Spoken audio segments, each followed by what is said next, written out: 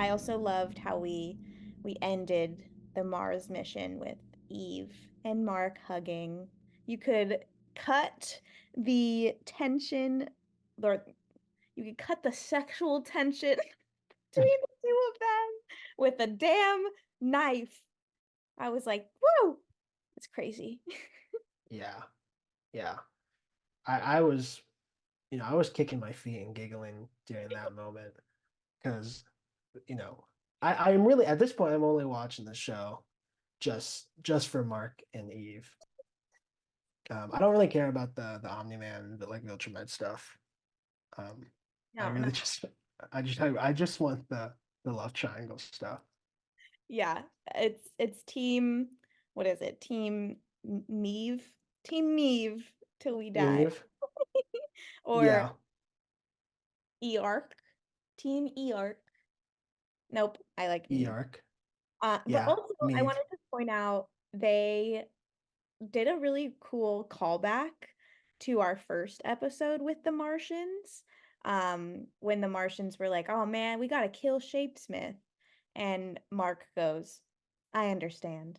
And then they battle. They did that when we first saw the Martians, and I thought that was really cool. Oh, did they actually? Yeah, because Mark was like, "Well, we can't," or not Mark, the Martians in the first episode we had with them, they were like, "We can't just let you guys go back." And then Mark said, I understand, and then ran away from them. I thought that was cool. Oh, wow, I completely for that's a long span since I've seen some of those season one episodes. Yeah, that's okay. I'm just a better fan than you are. But I also wanted to mention this is crazy and probably is a tangent we don't need to go on. But you know how when you know how they say when Monster Girl turns into a monster, she gets younger each time? Right. Why do I feel like she never actually gets younger? Like, why haven't we seen her as baby? I do think about that. I'm kind of curious what like the reverse aging timeline looks like for her. Like, is it like how many like days is she theoretically aging backwards every time she transforms and turns back? Um, Yeah, it's so interesting to me. I just why have we not seen baby yet? But that I wanted to point that one out. If I the know. Invincible people are listening, can we please Yeah. see her as baby? Yeah. I think Invincible writers, or Invincible animators, you guys should start like drawing her a little shorter each time. Yeah, And that way, you know, she just we starts can, not talking in English. She just babbles. And Rudy's, yeah. I could save you. I do want to, it is really interesting because I think at some point we would have to see that because they keep telling us like, oh yeah, this is a thing, and like Rudy cares a lot about this thing. But we're not visibly seeing it yet. But obviously, we're still relatively early into the show, most likely. So maybe Very, they'll kind of, I assume they'll explore more of that as very. the seasons progress. Well, speaking of baby, our man Mhm. Oliver and Debbie and Cecil. That was an interesting scene. And Yeah, Debbie is just a boss ass mom. yeah, yeah. She's cool. She's like that. There's a great moment with her and Cecil, where Cecil is trying to basically offer his services to help raise Oliver, you know, presumably because Cecil is he knows what Oliver is, and he Mhm. kind of wants to oversee that to make sure nothing's really going on that he's not on top of. Because he's kind of one of the, I guess, the lead defenders of the planet. Um, and Debbie kind of just says no.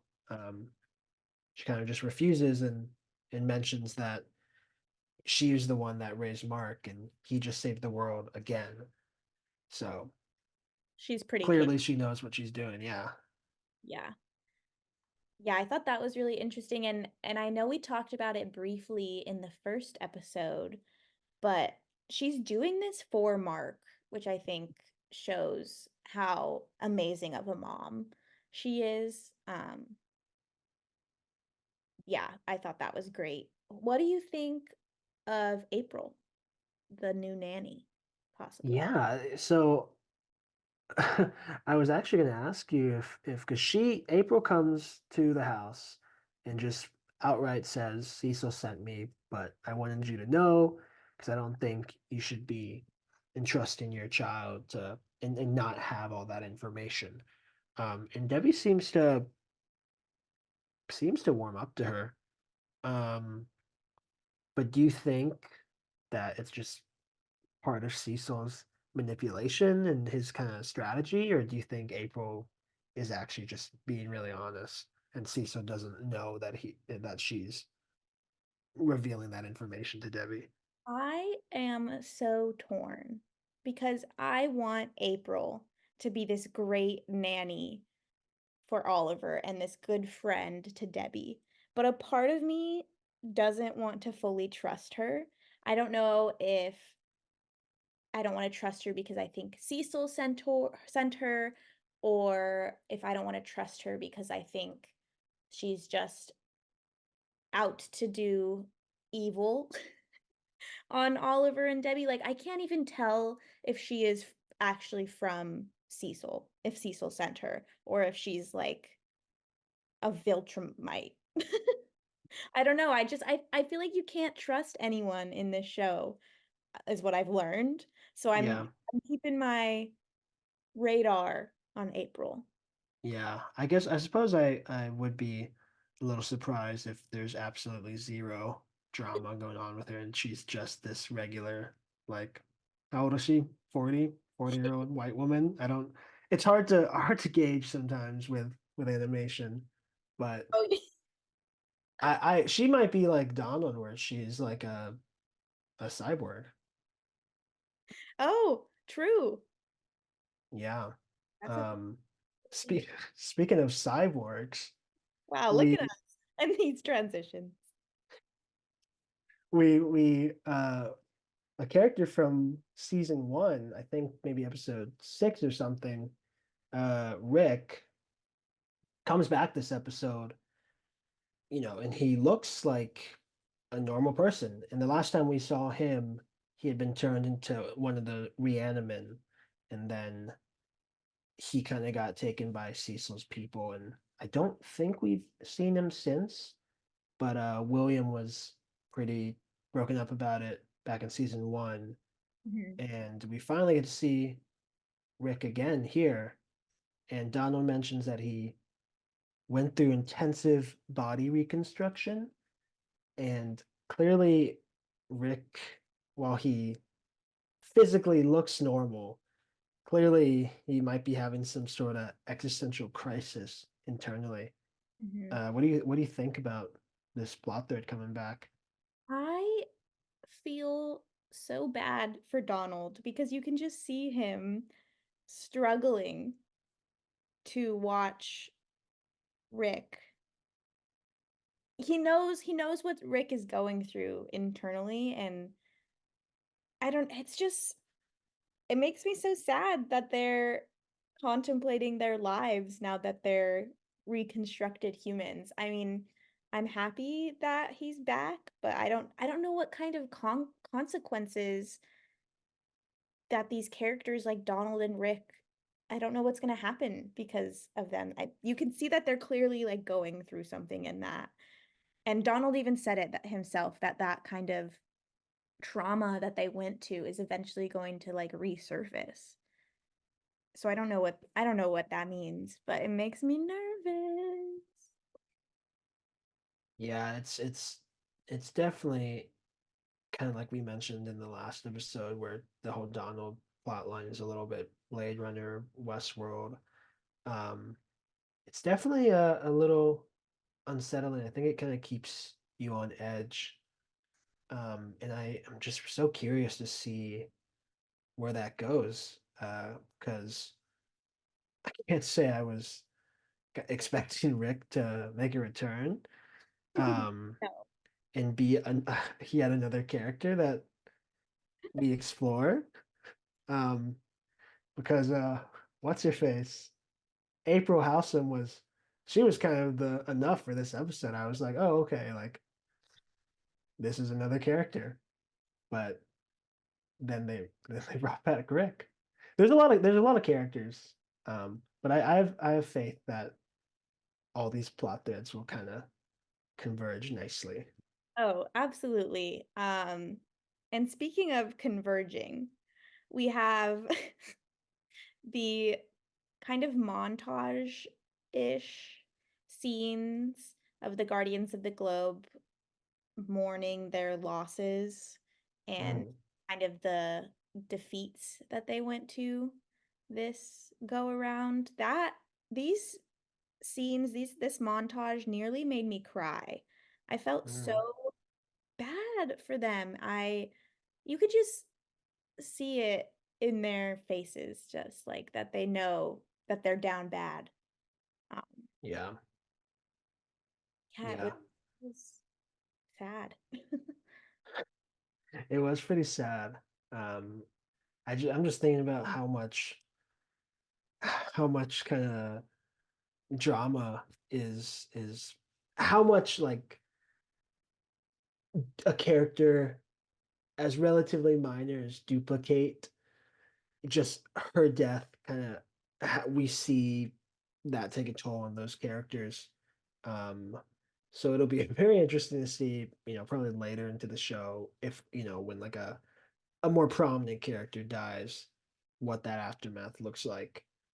Um, because I mean, we all knew Duplicate was she had a probably limited window anyway, because she can't do that much. Immortal said that Duplicate's powers were a family curse. So, Ah, yeah. Oh, that's actually really interesting. I think I might have missed that oh, in the episode. well, now you make me think that I'm making it up. No, I'm you're delusional, probably right. Megan. I'm delusional. Are you just gaslighting me into thinking that it's a family curse? I, I don't know. You're probably right. I have no doubt that you were probably paid more attention and remembered that. But that is interesting. yeah, it was just a sad scene, but it was also nice to see them all come together, and grieve together and remind us that they're a team. They're the guardians of the globe. But you want to know who's not a team? Mark and Amber. Yeah, they're as Rex Splode put it, Mark and Amber are thumbs down. Yeah. I Um, know how to blow a raspberry, Megan. yeah, I don't really know either. Oh, Rex did it pretty well. okay. Maybe you should practice for next time. But yeah, that was, I mean, did you notice the coffees that they got? Their latte art was in the shape of a broken heart. No, I did What? not. Oh my God, Megan, did you even watch this episode? I watched the episode twice in preparation for this. Um, wow, no, I didn't. That's a cool detail. I'll Yeah, have to. I had to, when I was watching it, I had to rewind it because my boyfriend didn't see it. And I was like, did you see that? And then I was like, they're broken hearts in the coffee. Wow, Okay, I okay. So Jordan can't. also didn't see it, so I'm not alone.